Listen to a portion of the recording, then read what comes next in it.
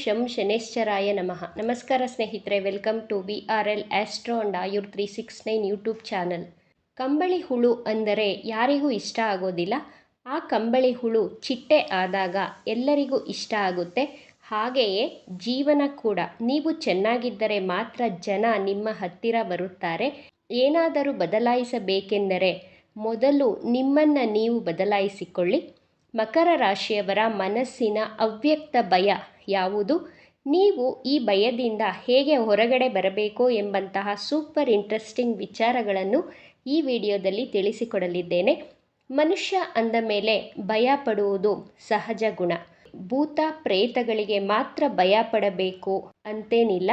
ಒಬ್ಬೊಬ್ಬರಿಗೆ ಒಂದೊಂದು ವಿಚಾರದ ಬಗ್ಗೆ ಭಯವಿರುತ್ತದೆ. ಭವಿಷ್ಯದ ಬಗ್ಗೆ ತುಂಬ ಚಿಂತೆ ಮಾಡುವುದು ಭಯಕ್ಕೆ ಮೂಲ ಕಾರಣವಾಗಿರುತ್ತದೆ. ಜನ್ಮಕುಂಡಲಿಯ 6, 8ನೇ ಭಾವ, 12ನೇ ಭಾವದಿಂದ ಭಯವನ್ನು ವಿಶ್ಲೇಷಣೆ ಮಾಡಬಹುದು. ಈ ಭಾವಗಳೇ ಭಯದ ನಿವಾಸವಾಗಿರುತ್ತದೆ. 6ನೇ ಭಾವದಿಂದ ಸಾಮಾನ್ಯ ಭಯವಿರುತ್ತದೆ. ರೋಗ, ಋಣ, ಶತ್ರುಗಳ ಬಗ್ಗೆ ಭಯವಿರುತ್ತದೆ. 6ನೇ ಭಾವ ಸಾಮಾನ್ಯ ಭಯವಿದ್ದರೆ 8ನೇ ಭಾವದಿಂದ ನಾವು ಊಹಿಸಲಾಗದಂತಹ ಗೂಢ ಅವ್ಯಕ್ತ ಭಯವನ್ನು ಕಂಡುಹಿಡಿಯಬಹುದು. 8ನೇ ಭಾವದ ಭಯದಿಂದ ನಿಮ್ಮ ಆತ್ಮವಿಶ್ವಾಸದ ಕೊರತೆ ಉಂಟಾಗಿ ನೀವು ನಿಮ್ಮ ಜೀವನದಲ್ಲಿ ಯಶಸ್ಸು ಗಳಿಸಲು ವಿಫಲರಾಗುತ್ತೀರಾ. ಈ ಭಯದ ಮೇಲೆ ನಿಯಂತ್ರಣ ಸಾಧಿಸಿದರೆ ನೀವು ವಿಜಯ ಪ್ರಾಪ್ತಿಯಾಗಬಹುದು. ಕಾಲಪುರುಷನ ಕುಂಡಲಿಯಲ್ಲಿ ಮಕರ ರಾಶಿ 10ನೇ ಭಾವವಾಗಿದೆ. ಪಂಚತತ್ವಗಳ ಪ್ರಕಾರ ಮಕರ ರಾಶಿ ಪೃಥ್ವಿ ತತ್ವ ರಾಶಿ. ಕಾಲಪುರುಷನ ಕುಂಡಲಿಯಲ್ಲಿ ಮಕರ ರಾಶಿ ಕಾಲುಗಳನ್ನು ಸೂಚಿಸುತ್ತದೆ. ಮಕರ ರಾಶಿಯ ಅಧಿಪತಿ ಶನಿ ಗ್ರಹ. ನಿಮ್ಮ ಪಂಚಮಾಧಿಪತಿ ಶುಕ್ರ ಗ್ರಹ, ನವಮಾಧಿಪತಿ ಬುಧ ಗ್ರಹ. ಶನಿ ಗ್ರಹ ಅಂದರೆ ಸತತ ಪ್ರಯತ್ನ, ಚಿಂತೆ, ಮಂದಗತಿ, ಆಲಸ್ಯ, ನ್ಯಾಯದ ಪ್ರತೀಕ. ಶುಕ್ರ ಗ್ರಹ ಅಂದರೆ ಪ್ರೀತಿ, ಸೌಂದರ್ಯ, ಲಕ್ಸುರಿ, ಮನಸ್ಸಿನ ಕೋಮಲತೆ, ದಯೆಯ ಪ್ರತೀಕ.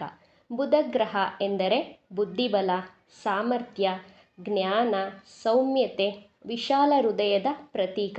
ನಿಮ್ಮ ಜನ್ಮ ಜಾತಕದಲ್ಲಿ ಈ 3 ಗ್ರಹಗಳು ಬಲವಾಗಿದ್ದರೆ ಜಾತಕರು ಪರಾಕ್ರಮಿ, ಬುದ್ಧಿವಂತರಾಗಿರುತ್ತಾರೆ, ಅದೃಷ್ಟವಂತರಾಗಿದ್ದು ದೇಶ ವಿದೇಶದಲ್ಲಿಯೂ ಪ್ರಖ್ಯಾತಿಯಾಗಿ ಹೆಸರು ಕೀರ್ತಿಯನ್ನು ಸಂಪಾದಿಸುತ್ತಾರೆ. ಆದರೆ ಜನ್ಮ ಕುಂಡಲಿಯಲ್ಲಿ ಈ 3 ಗ್ರಹಗಳು ಬಲಹೀನವಾಗಿದ್ದು ಶತ್ರು ಕ್ಷೇತ್ರದಲ್ಲಿ ಸ್ಥಿತವಾಗಿದ್ದರೆ ಜಾತಕರು ಎಲ್ಲ ಕ್ಷೇತ್ರದಲ್ಲಿಯೂ ನಿರಾಸೆ, ಆತಂಕ, ಅಸಫಲತೆಯನ್ನು ಕಾಣುತ್ತಾರೆ. ನಿಮ್ಮ ರಾಶ್ಯಾಧಿಪತಿ ಶನಿ ಗ್ರಹ ಆಗಿರುವುದರಿಂದ ನೀವು ಕಷ್ಟಪಡುವ ಶ್ರಮಜೀವಿಗಳಾಗಿರುತ್ತೀರಾ. ದೇಹ ಬಲದಿಂದ ಕಷ್ಟಪಟ್ಟು ದುಡಿಮೆ ಯಶಸ್ವಿಯಾಗಲು ಪ್ರಯತ್ನಿಸಿದರೂ ನಿಮಗೆ ಯಶಸ್ಸು ಅನ್ನುವುದು ಕಬ್ಬಿಣದ ಕಡಲೆಕಾಯಿಯಂತೆ ನಿಧಾನವಾಗಿ ಸಿಗುತ್ತಾ ಹೋಗುತ್ತದೆ. ಎಷ್ಟೇ ನಿಧಾನವಾದರೂ ಪಟ್ಟು ಬಿಡದೆ ಛಲದಿಂದ ಪ್ರಯತ್ನ ಮಾಡಿ ಯಶಸ್ವಿಯಾಗುತ್ತೀರಾ. ನೀವು ಯಾವುದೇ ಕೆಲಸ ಮಾಡಿದರೂ ಮೊದಲ ಪ್ರಯತ್ನದಲ್ಲಿಯೇ ಸಕ್ಸಸ್ ಸಿಗುವುದಿಲ್ಲ. ಪದೇ ಪದೇ ಪ್ರಯತ್ನ ಮಾಡಿ ಸಕ್ಸಸ್ಸನ್ನು ಪಡೆಯುವ ತಾಳ್ಮೆಯ ವ್ಯಕ್ತಿಗಳು ನೀವು. ನೀವು ನಿಮ್ಮ ಜೀವನವನ್ನು ವ್ಯವಸ್ಥಿತವಾಗಿ ನಡೆಸಲು ಪ್ರಯತ್ನಿಸುತ್ತೀರಾ. ಪರಿವಾರದ ಪ್ರತಿ ಸದಸ್ಯರ ಬಗ್ಗೆಯೂ ಪ್ರೀತಿಯನ್ನು ಇಟ್ಟುಕೊಂಡಿರುತ್ತೀರಾ. ನಿಮ್ಮ ಕುಟುಂಬದವರಿಗೋಸ್ಕರ ಏನಾದರೂ ಒಂದು ಪ್ರಯತ್ನ ಮಾಡುತ್ತಲೇ ಇರುತ್ತೀರಾ. ನಿಮ್ಮ ಪಂಚಮಾಧಿಪತಿ ಶುಕ್ರ ಗ್ರಹವಾಗಿರುವುದರಿಂದ ನಿಮ್ಮ ಮನಸ್ಸಿನಲ್ಲಿ ಪ್ರೀತಿ ಇರುತ್ತದೆ. ಎಷ್ಟೇ ಪ್ರೀತಿ ಇದ್ದರೂ ಆ ಪ್ರೀತಿಯನ್ನು ವ್ಯಕ್ತಪಡಿಸುವುದಿಲ್ಲ. ನಿಮ್ಮ ಸ್ನೇಹಿತರು ಅಥವಾ ಕುಟುಂಬದ ಸದಸ್ಯರನ್ನು ಸಂತೋಷಪಡಿಸಲು ಯಾವ ರೀತಿಯ ತ್ಯಾಗಕ್ಕೂ ಸಿದ್ಧವಾಗಿರುತ್ತೀರಾ.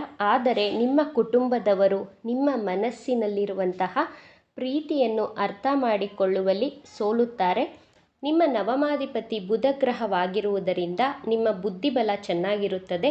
ಯಾವ ಸಮಯದಲ್ಲಿ ಯಾರಿಂದ ಹೇಗೆ ಕೆಲಸ ಮಾಡಿಸಿಕೊಳ್ಳಬೇಕು ಎಂದು ಚೆನ್ನಾಗಿ ಅರ್ಥ ಮಾಡಿಕೊಂಡಿರುತ್ತೀರಾ. ಯಾವುದೇ ಕೆಲಸವನ್ನು ಪರಿಪೂರ್ಣಗೊಳಿಸಲು ಸಾಮ, ದಂಡ, ಭೇದ ಎಂಬ ಆಯುಧಗಳನ್ನು ಬಳಸುತ್ತೀರಾ. ನಿಮ್ಮ ಮಾತಿನಲ್ಲಿ ಮಧುರತೆ, ಸೌಮ್ಯತೆ ಇರುವ ಕಾರಣದಿಂದ ನಿಮ್ಮ ಮಾತಿನಿಂದ ಎಲ್ಲರನ್ನೂ ತನ್ನ ಕಡೆ ಆಕರ್ಷಿಸುತ್ತೀರಾ.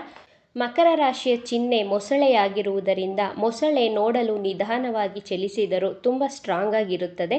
ಇದೇ ರೀತಿ ಮಕರ ರಾಶಿಯವರ ಕೆಲಸದಲ್ಲಿ ಯಾರಾದರೂ ಮೂಗು ತೂರಿಸಿದರೆ ಅವರನ್ನು ಸುಮ್ಮನೆ ಬಿಡುವುದಿಲ್ಲ. ಸರಿಯಾಗಿ ಆಕ್ರಮಣ ಮಾಡಿ ತನ್ನ ಕಾರ್ಯಕ್ಷೇತ್ರವನ್ನು ರಕ್ಷಿಸಿಕೊಳ್ಳುತ್ತೀರಾ. ನಿಷ್ಠೆಯಿಂದ ಕೆಲಸ ಮಾಡುವವರು. ಮಕರ ರಾಶಿಯವರು ಮೇಲ್ನೋಟಕ್ಕೆ ಹಠವಾದಿಗಳು, ಒರಟು ಸ್ವಭಾವದಂತೆ ಕಂಡರೂ ಮನಸ್ಸಿನಿಂದ ಇವರು ಬೇರೆ ರೀತಿಯಲ್ಲಿಯೇ ಇರುತ್ತಾರೆ. ಇವರ ಜೊತೆ ಸ್ವಲ್ಪ ಸಮಯ ಕಳೆದವರಿಗೆ ಮಾತ್ರ ಗೊತ್ತು ಇವರ ವಾಸ್ತವಿಕ ವ್ಯಕ್ತಿತ್ವ ಹಾಗೂ ವ್ಯವಹಾರ ಹೇಗೆ ಅಂತ. ಮಕರ ರಾಶಿಯವರಿಗೆ ತನ್ನ ಜೀವನದಲ್ಲಿ ಸಫಲತೆಯನ್ನು ಪಡೆಯುವ ಚಡಪಡಿಕೆ ಇರುತ್ತದೆ. ಇವರ ಮನಸ್ಸಿನ ಚಡಪಡಿಕೆ ಬೇರೆಯವರಿಗೆ ಅಷ್ಟು ಸುಲಭವಾಗಿ ಅರ್ಥ ಆಗುವುದಿಲ್ಲ. ಇವರು ತನ್ನಷ್ಟಕ್ಕೆ ತಾನೇ ಪ್ರಯತ್ನವನ್ನು ಮಾಡುತ್ತಿರುತ್ತಾರೆ. ಇವರ ಮತ್ತೊಂದು ಸಮಸ್ಯೆ ಎಂದರೆ ನಿಮಗೆ ಯಾರು ಎಷ್ಟೇ ತೊಂದರೆ ಕೊಟ್ಟರೂ ಆ ದುಃಖವನ್ನು ನಿಮ್ಮ ಮನಸ್ಸಿನಲ್ಲಿಯೇ ಇಟ್ಟುಕೊಂಡು ಸೈಲೆಂಟಾಗಿ ಇರುತ್ತೀರಾ. ತಮ್ಮ ಮನಸ್ಸಿನ ಕಷ್ಟಗಳಿಂದ ಎಷ್ಟೇ ದುಃಖಿತರಾದರೂ ಯಾರ ಮುಂದೆನೂ ನಿಮ್ಮ ದುಃಖವನ್ನು ವ್ಯಕ್ತಪಡಿಸುವುದಿಲ್ಲ. ನಿಮ್ಮ ಮನಸ್ಸಿನ ಭಾವನೆಗಳಿಗೆ ಸ್ಪಂದಿಸುವ, ನಿಮ್ಮನ್ನು ಅರ್ಥ ಮಾಡಿಕೊಳ್ಳುವ ಸ್ನೇಹಿತರ ನಿರೀಕ್ಷೆಯಲ್ಲಿರುತ್ತೀರಾ. ನಿಮ್ಮ ಸಮಸ್ಯೆಗಳನ್ನು ಮುಕ್ತವಾಗಿ ಹಂಚಿಕೊಳ್ಳುವ ಜೆನ್ಯೂನ್ ವ್ಯಕ್ತಿಯನ್ನು ಹುಡುಕುತ್ತಿರುತ್ತೀರಾ. ಮಕರ ರಾಶಿಯವರ ಮನಸ್ಸಿನ ಅವ್ಯಕ್ತ ನಿಗೂಢ ಭಯವೆಂದರೆ ನಾನು ನನ್ನ ಜೀವನದಲ್ಲಿ ಸೋತು ಹೋದರೆ, ಯಶಸ್ಸು ಪಡೆಯದಿದ್ದರೆ ಏನು ಮಾಡುವುದು ಎಂಬಂತಹ ಅವ್ಯಕ್ತ ಭಯದಿಂದಲೇ ಹೋರಾಟ ಮಾಡಿ ಸತತ ಪ್ರಯತ್ನವನ್ನು ಮಾಡುತ್ತಲೇ ಇರುತ್ತೀರಾ. ಜೀವನದ ಯಶಸ್ಸಿನ ಮೂಲ ಮಂತ್ರ ಸತತ ಪ್ರಯತ್ನ. ನಾವು ನಮ್ಮ 4 ದಿಕ್ಕಿನಲ್ಲಿಯೂ ಇರುವಂತಹ ವ್ಯಕ್ತಿಗಳ ಜೊತೆ ನಮ್ಮ ಜೀವನವನ್ನು ಹೋಲಿಸಿದರೆ ಕೆಲವರಿಗೆ ಯಶಸ್ಸು ಅದೃಷ್ಟದಿಂದ ಸಿಗಬಹುದು, ಮತ್ತೆ ಕೆಲವರಿಗೆ ಯಶಸ್ಸು ಬೇಗನೆ ಸಿಗಬಹುದು. ಆದರೆ ತುಂಬ ಸುಲಭವಾಗಿ ಸಿಕ್ಕಂತಹ ಯಶಸ್ಸು ದೀರ್ಘಕಾಲ ಉಳಿಯುವುದಿಲ್ಲ. ನಿಮ್ಮ ಶಾಶ್ವತ ಯಶಸ್ಸಿನ ಮೂಲ ಮಂತ್ರವೆಂದರೆ ಅನುಭವ. ನೀವು ಸೋತು ಆ ಅನುಭವದ ಪಾಠದಿಂದ ನಿಧಾನವಾದರೂ ದೀರ್ಘವಾದಂತಹ ಯಶಸ್ಸನ್ನು ಪಡೆಯುತ್ತೀರಾ. ಆದ್ದರಿಂದ ನಿಮ್ಮ ಮನಸ್ಸಿನ ಈ ಅವ್ಯಕ್ತ ಭಯವನ್ನು ತೆಗೆದುಹಾಕಿ ಆತ್ಮವಿಶ್ವಾಸದಿಂದ, ಉತ್ಸಾಹದಿಂದ ಜೀವನವನ್ನು ನಡೆಸಿ ನೋಡಿ. ದೇವರು ನಿಮ್ಮ ಜೀವನದಲ್ಲಿರುವಂತಹ ಕತ್ತಲೆಯನ್ನು ಒಡೆದು ಓಡಿಸಲಿ. ನಿಮ್ಮ ಮನಸ್ಸಿನ ಭಯದ ಮೇಲೆ ವಿಜಯವನ್ನು ಸಾಧಿಸಿ ಅಂತ ಹೇಳ್ತಾ ಇವತ್ತಿನ ವಿಡಿಯೋವನ್ನು ಮುಗಿಸ್ತಾ ಇದ್ದೇನೆ. ಈ ವಿಡಿಯೋ ನಿಮಗೆ ಇಷ್ಟ ಆಗಿದೆ ಅಂತ ಭಾವಿಸ್ತಾ ಇದ್ದೇನೆ. ಇಷ್ಟ ಆಗಿದ್ದರೆ ನಮ್ಮ ಚಾನಲನ್ನು ತಪ್ಪದೇ ಸಬ್ಸ್ಕ್ರೈಬ್ ಮಾಡ್ಕೊಳ್ಳಿ. ಈ ವಿಡಿಯೋಗೆ ಒಂದು ಲೈಕ್ ಕೊಡೋದನ್ನು ಮರಿಬೇಡಿ. ಈ ವಿಡಿಯೋವನ್ನು ನಿಮ್ಮ ಫ್ರೆಂಡ್ಸ್ ಆ್ಯಂಡ್ ಫ್ಯಾಮಿಲಿ ಗ್ರೂಪಲ್ಲಿ ಹೆಚ್ಚು ಶೇರ್ ಮಾಡಿ. ನಿಮ್ಮ ಅಭಿಪ್ರಾಯಗಳನ್ನು ತಪ್ಪದೇ ಕಮೆಂಟ್ ಮಾಡಿ. Thank you friends.